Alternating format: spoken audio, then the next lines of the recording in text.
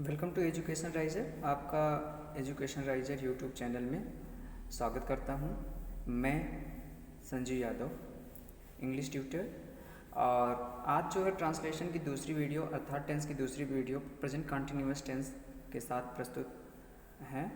और जैसा कि आपको पिछली वीडियो में हमने टेंस के सारे टाइप्स बताए हैं और उसमें प्रेजेंट इंडेफिनिट टेंस भी करवा दिए थे, और आज हम प्रेजेंट कंटिन्यूअस टेंस लेकर आए हैं। तो चलिए आगे बढ़ते हैं, लेकिन वीडियो को आगे बढ़ाने से पहले हम आपको ये सलाह देंगे कि आप नोट्स और कॉपी लेकर के बैठिएगा, क्योंकि इसमें हम एडिशनल जो इन्फॉर्मेशन देंगे वो आप उसमें नोट डाउन कर लीजिएगा। तो चलिए आगे बढ़ते हैं। प्रेजेंट कंटिन्यूअस टेंस क्या है? प्रेजेंट कंटिन्यूअस टेंस, तो ध्यान देंगे, जो इस प्रकार के वाक्यों की क्रिया के अंत में रहा है, रही है, रहे हैं इत्यादि शब्द आते हैं। कहने का मतलब है प्रेजेंट कंटिन्यूअस टेंस में जो सेंटेंस होते हैं उसके वाक्यों की क्रिया के अंत में रहा है, रही है, रहे हैं इत्यादि शब्द आते हैं। जैसे मोहन उपन्यास पढ़ रहा है। ये हमारा इम्पोर्टेंट क्या है, हम इस प्रकार के जो टेंस हैं उनकी केवल एक बेसिक सी पहचान है, वो है रहा है, रही है, रहे हैं।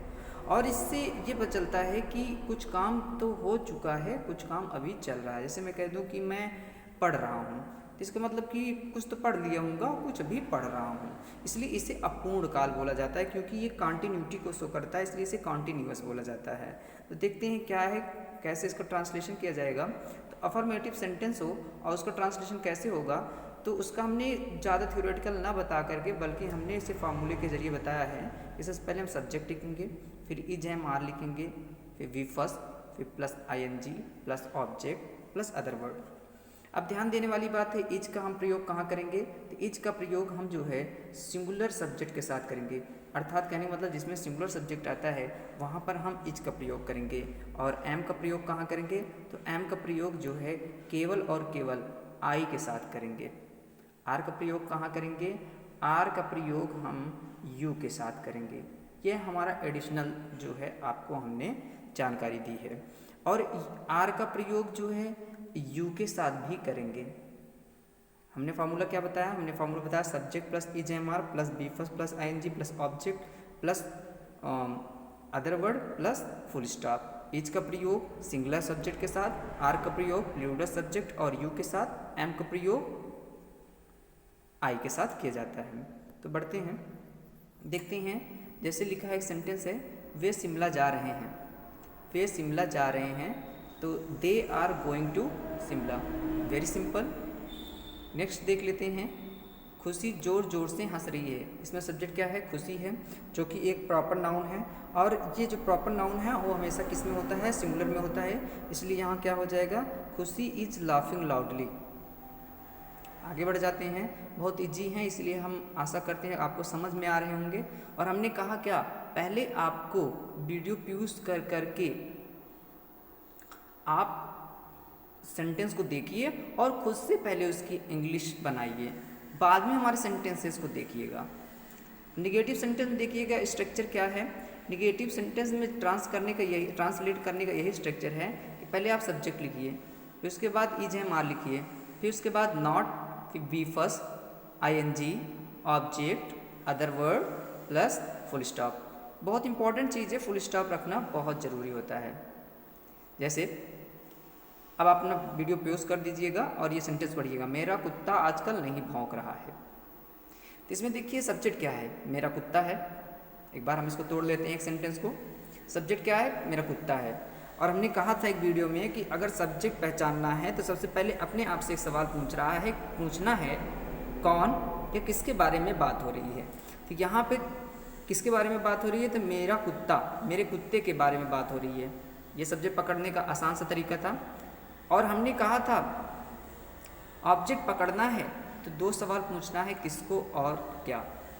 तो आप देखो, मेरा कुत्ता भौंक रहा है, आजकल नहीं भौंक रहा है, तो आपको क्या, जिसका आपको उत्तर ही नहीं मिलेगा। आप जब अपने आप से सवाल पूछेंगे क्या भौंक रहा है, क्या, उत्तर नहीं मिल रहा है आपको, और कहोगे किसको, तब भी आपको उत्तर नहीं मिल रहा है। इसका मतलब इसमें ऑब्जेक्ट है ही नहीं। अब इसमें वर्ब की बात करूँ तो वर्ब क्या है, भौंकना। वर्ब क्या है, भौंकना है। और अदर वर्ड क्या है, आजकल। तो देखिए इसका ट्रांसलेट कैसे करते हैं। पहले मेरा कुत्ता क्या हो जाएगा, माई डॉग। फिर क्या हो जाएगा, is not barking these day. आजकल की इंग्लिश होती है दीज डेज, इन दिनों। नेक्स्ट बढ़ते हैं, वर्षा नहीं हो रही है। वैसे यहाँ देखा जाए तो यहाँ सब्जेक्ट है ही नहीं। या फिर मैं आपको ट्रांसलेशन की जब हम ट्रांसलेशन में टेंस खत्म कर लेंगे तो हम आपको स्पेशल सेंटेंस के जो है वीडियो करा देंगे, जिसमें देयर का प्रयोग होगा, हैज हैव का प्रयोग होगा, कैन कुड का प्रयोग होगा, मे माइट का प्रयोग होगा, इट का कहाँ प्रयोग होगा, दियर का कहाँ प्रयोग होगा।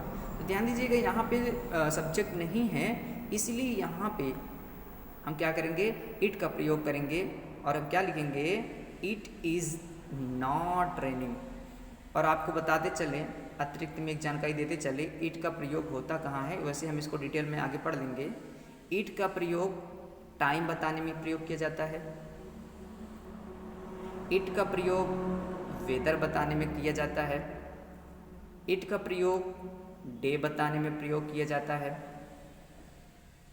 ऐसे छोटी छोटी चीज़ें हैं जहाँ पे इट का प्रयोग किया जाता है। जैसे कह दें कि आज कौन सा दिन है, आज मंगलवार है, तो अगर हम कहें किसी को हमको बताना हो कि आज मंगलवार है, तो हम सिंपली क्या कहेंगे, it is Tuesday today. It is Tuesday today. अभी कहते हैं कि 4 बजे हैं, मान लीजिए समय भी 4 बज रहा हो, तो हम कहेंगे इट इज़ 4 o'clock।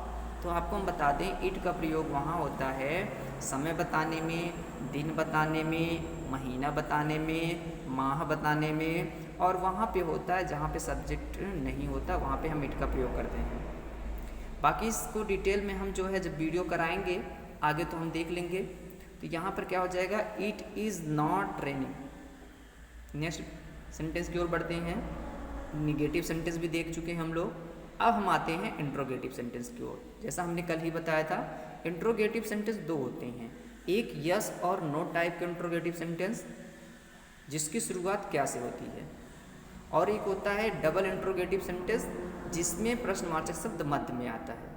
तो यहाँ पे जो पहला हम बता रहे हैं इंट्रोगेटिव सेंटेंस पहले टाइप का, वो है क्या से शुरू होने वाले वाक्य, जिसका फॉर्मूला होता है is am are plus subject plus V first plus ING plus object plus other word plus question mark. ध्यान देने वाली बात है कि जिस भी वाक्य की शुरुआत क्या से होती है वहाँ पे हम क्या की इंग्लिश नहीं लिखते हैं। ये बहुत ध्यान देने वाली बात है, उसमें हम क्या की इंग्लिश नहीं लिखते हैं, बल्कि हम वहाँ क्या करते हैं, वहाँ पे हम हेल्पिंग वर्ब का इस्तेमाल करते हैं। देखते हैं, जैसे क्या मैं झूठ बोल रहा हूँ, एम आई टेलिंग ए लाई। बहुत इंपॉर्टेंट चीज़ आई है यहाँ पे, एम आई टेलिंग अ लाई। क्या हम यहाँ नहीं कह सकते थे एम आई स्पीक अ लाई? तो ध्यान देने वाली बात है, लाई के साथ टेल का यूज किया जाता है, टेल ए लाई, और ट्रुथ के साथ स्पीक का प्रयोग किया जाता है। कहीं भी आप यूज करते हैं तो टेल ए लाई साथ में यूज करेंगे और स्पीक द ट्रुथ, इसको हम एक साथ यूज करेंगे।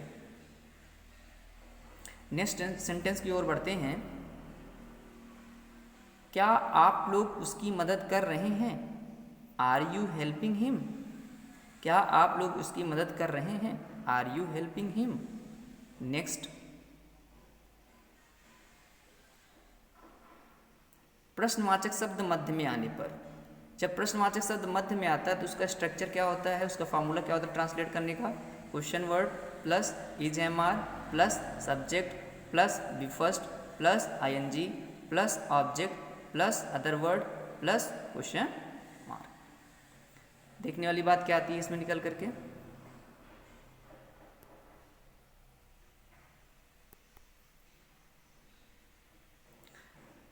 छोटू और बड़ू मुझे क्यों तंग कर रहे हैं। यहाँ पे बंटू होना चाहिए, मैंने बड़ू लिख दिया है। तो why are Chhotu and Bantu vexing me. अब चाहे यहाँ बंटू कर दीजिएगा, चाहे यहाँ पे बड़ू कर दीजिएगा, थोड़ी सी मिस्टेक है, सिली मिस्टेक है जो हमसे कहीं ना कहीं जिस दिन हम सोचते हैं ना हो उस दिन ज़रूर हो जाती है। ये बहुत सिली मिस्टेक है। तो अगर हिंदी के सेंटेंस के अकॉर्डिंग देखा जाए तो गलती यहाँ है, जहाँ पे बड़ू होना चाहिए मैंने बंटू कर दिया है। तो आप लोग समझ सकते हैं कि आप लोग समझ लेंगे ये बातें। तो यहाँ क्या हो जाएगा, वाई आर छोटू एंड बड़ू वैक्सिंग मी। चिढ़ा तंग करना का क्या होता है, वैक्सिंग। तुम कल कहाँ जा रहे हो, where are you going tomorrow. Simple सा है। अब जो सबसे इम्पोर्टेंट बात आने वाली है, जो कि बहुत कम ही बताई जाती है, वो सेंटेंस हैं जो कि लिंदी मान करके कुछ लोग छोड़ देते हैं। छोड़ना नहीं चाहिए, जो कि बहुत इंपॉर्टेंट है। हमारे डेली लाइफ में भी बहुत सारे यूज होते हैं। और कभी भी आप स्पीकिंग क्लास पढ़ते हैं या फिर आप राइटिंग करना चाहते हैं कभी भी, तो ये बहुत यूजफुल सेंटेंसेस हैं जिनका बार बार यूज किया जाता है। देख लेते हैं कौन कौन से हैं। तो ऐसे इंट्रोगेटिव, वैसे क्या होता है जनरली कि हम लोग जब ट्रांसलेशन पढ़ते हैं तो यहीं तक पढ़ के छोड़ देते हैं, मतलब इंट्रोगेटिव तक पढ़ के या इंट्रोगेटिव निगेटिव तक पढ़ के छोड़ देते हैं। जो स्पेशल सेंटेंस आते हैं वो सेंटेंस यही है। अगर हम कहें कि इम्पॉर्टेंट लगाने की बात कहें, अब मैं एग्जाम दृष्टि से चाहे कहिए, चाहे आप अपने डेली लाइफ से यूज से कहिए, इम्पॉर्टेंट सबसे ज़्यादा इम्पॉर्टेंट सेंटेंस की मैं बात करूँ, यही सेंटेंस है जो मैं यहाँ मेंशन किया हूँ। मतलब ऐसे सेंटेंस जिसमें किसका, किसकी, किसके, कौन सा, कौन सी, कौन से, कितना, कितनी, कितने शब्द आते हैं, उसकी मैं बात कर रहा हूँ। तो ध्यान देते हैं, जब किसी भी सेंटेंस में किसका, किसकी, किसके, कौन सा, कौन सी, कौन से, कितना, कितनी, कितने आते हैं, तब उनका हम कैसे यूज करते हैं, आइए हम आगे देखते हैं।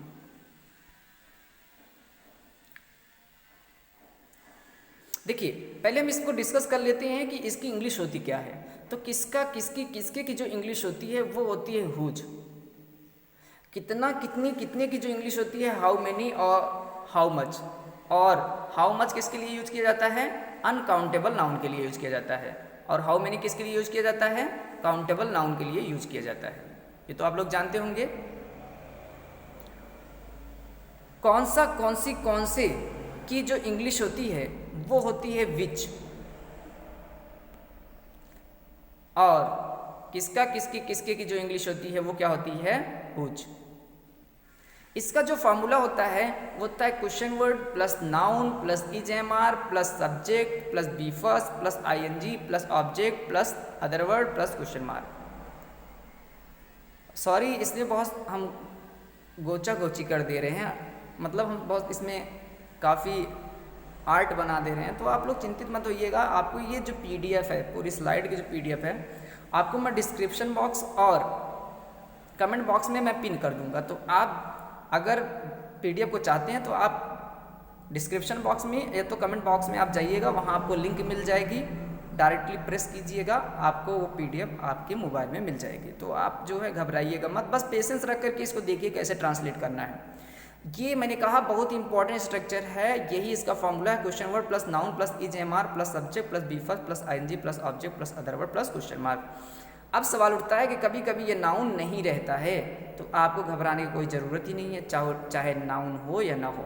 जब नाउन नहीं होता है तो हम नाउन का इस्तेमाल नहीं करते हैं, जनरली हम फिर सब्जेक्ट का इस्तेमाल करके आगे बढ़ जाते हैं।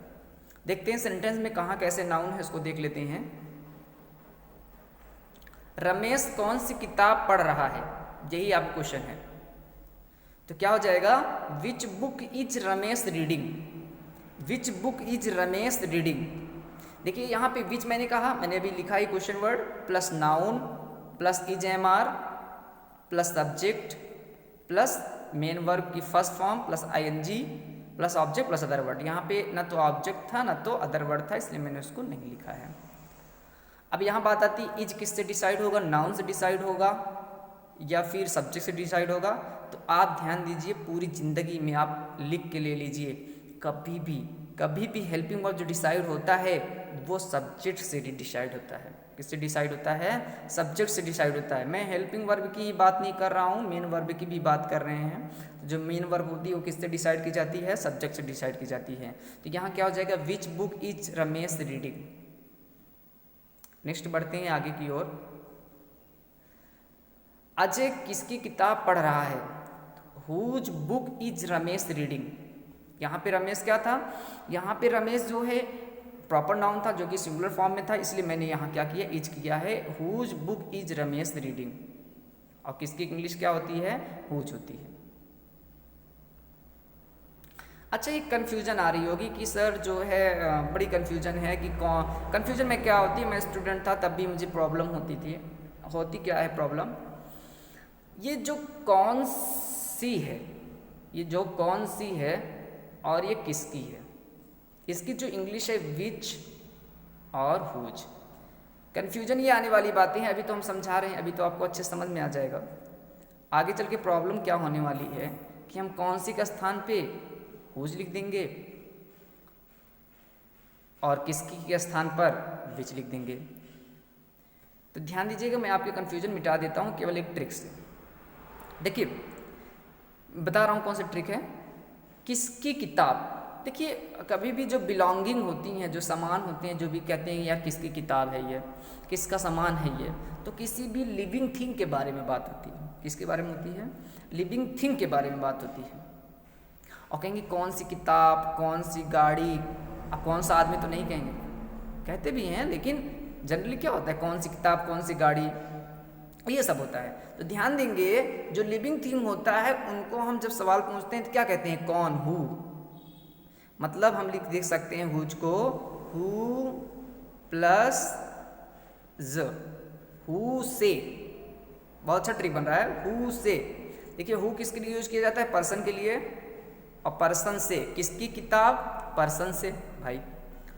और इसकी देखते हैं विच। देखिए विच बना कैसे है, आप सपोज कर लीजिएगा ये वाट से बना है। WH क्या है, वाट का WH है, प्लस ये। कहने का मतलब अगर नॉन लिविंग थिंग है, मतलब नॉन लिविंग थिंग बोले तो कौन सी, और लिविंग थिंग बोले तो किसका। जिसमें हु होता है तो हु बोले तो हुज, और वाट बोले तो विच। आप लोग हम आशा करते हैं समझ गए होंगे। केवल इतना पॉइंट रखिएगा, non living WH, living WHO, whose. तो हम क्या कहेंगे, रमेश कौन सी किताब पढ़ रहा है, तो हम कहेंगे which book is Ramesh reading. Ajay किसकी किताब पढ़ रहा है, तो whose book is Ramesh reading. Next आगे बढ़ जाते हैं। इसको आज क्या हो गया, वह कितनी रोटी खा रहा है। देखिए रोटी क्या है, काउंटेबल नाउन, इसलिए हम क्या करेंगे, how many. How many bread is he, how many bread is he eating. Simple सा था। अब आती है बात कौन या किसने आने पर। तो कौन या किसने आने पर आप लोग आसानी से जानेंगे, who plus who is plus V first plus ING plus object plus other word plus question mark. ध्यान देंगे इसमें सब्जेक्ट होता नहीं है। क्यों सब्जेक्ट नहीं होता, क्योंकि मैंने कहा सब्जेक्ट को पता करना है तो एक सवाल पूछना है कौन। अब यहाँ उसी के बारे में सवाल ही पूछ रहा है और पता ही नहीं है, तो इसमें सब्जेक्ट तो है ही नहीं, इसलिए इसमें सब्जेक्ट नहीं है, बल्कि इसमें क्या है, ऑब्जेक्ट। तो क्या हो जाएगा, तुमको अंग्रेजी कौन पढ़ा रहा है, तो हम क्या लिख देंगे, यहाँ पे हम लिखेंगे इसको हो क्या गया है, सॉरी बहुत बड़ी मिस्टेक यहाँ हो गई। तो हम क्या लिखेंगे, who is teaching you English, who is teaching you English. अब क्या है, interrogative negative sentence, interrogative negative sentence. तो ध्यान दीजिएगा, एक सिंपल सा है, एक सिंपल सा कॉन्सेप्ट है। इंट्रोगेटिव निगेटिव सेंटेंस कोई भी सेंटेंस हो, मतलब इंट्रोगेटिव निगेटिव का कोई भी सेंटेंस हो, ऊपर हमने जितने भी टाइप के इंट्रोगेटिव बताएं उसके निगेटिव के कोई भी सेंटेंस हो, उसमें क्या करना है, सब्जेक्ट के बाद नॉट का प्रयोग कर देना है। इसलिए मैं यहाँ पे स्ट्रक्चर नहीं लिखवा रहा हूँ। लेकिन जो स्पेशल टाइप का है, कौन या किसने आने पर, इसमें तो सब्जेक्ट होता ही नहीं है, तब क्या करेंगे, तो हम उसमें हेल्पिंग वर्ब के बाद नॉट का प्रयोग कर लेंगे। हेल्पिंग वर्ब के बाद क्या कर लेंगे, हम लोग नॉट का प्रयोग कर लेंगे आसानी से। अब बाकी जो भी जितने भी इंट्रोगेटिव हैं उनके अगर निगेटिव आते हैं, सब्जेक्ट के बाद किसका हम प्रयोग करेंगे, नॉट का प्रयोग। जिसमें मैं इसके यहाँ फॉर्मूला बता दे रहा हूँ, who is not plus V first plus ING plus object plus other word plus question mark. अब यहाँ पे सवाल है, माली फूल क्यों नहीं तोड़ रहा है। तो लिखेंगे why is gardener not plucking the flower. Simple से मैंने कर दिया, बाकी स्ट्रक्चर पुराना ही था, गार्डनर के अकॉर्डिंग हमने इज लगाया है। आगे देख लेते हैं।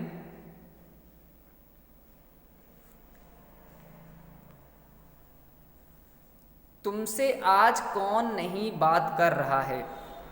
Who is not talking you today. तुमसे आज कौन नहीं बात कर रहा। देखिए यहाँ पे मैंने क्या किया, हेल्पिंग वर्ब के बाद नॉट का प्रयोग किया है। तो इसी सेंटेंस के साथ हम अपनी वीडियो को यहीं पर विराम देना चाहते हैं। और अगर हमारी वीडियो को पसंद आई हो तो आप इस वीडियो को ज़्यादा से ज़्यादा लोगों के पास शेयर कीजिए। और स्पेशली ये तो यूपी बोर्ड के लिए है, लेकिन अगर सीबीएसई बोर्ड के कोई बच्चे देख रहे हैं तो ये आपके लिए भी एसेंशियल है। आपकी भी क्लास में पढ़ाए जाते हैं, बस वहाँ पे ट्रांसलेशन नहीं पढ़ाए जाते, बल्कि वहाँ पे आपको हेल्पिंग वर्ब्स, मेन वर्ब, इन सब की पहचान कराई जाती है। और ये आपके लिए बहुत ही महत्वपूर्ण होगा, बहुत ही इम्पॉर्टेंट होगा आपके वॉइस में, आपके नरेशन में। अगर आप इससे तोड़ तोड़ के ऐसे पढ़ रहे हैं तो बहुत ईजिली आप नरेशन और वॉइस को कर पाएंगे। आप हमारे वीडियो को ज़्यादा से ज़्यादा लोगों के पास शेयर कीजिए। और इसमें मैं देख रहा हूँ ज़्यादा से ज़्यादा लोग देख रहे हैं लेकिन सब्सक्राइब नहीं कर रहे हैं, तो प्लीज़ चैनल को सब्सक्राइब कीजिए, लाइक कीजिए, शेयर कीजिएगा। और लॉकडाउन ख़त्म होने के बाद कोई हमारी इंडिविजुअल क्लास को लेना चाहते हैं तो हमारा एड्रेस है पृथ्वीगंज मार्केट, प्रतापगढ़ यूपी, और हमें कांटेक्ट कर सकते हैं इस नंबर पर। और हमारे चैनल को फेसबुक पर भी फॉलो कर सकते हैं, जो कि एजुकेशन राइजर के नाम से है।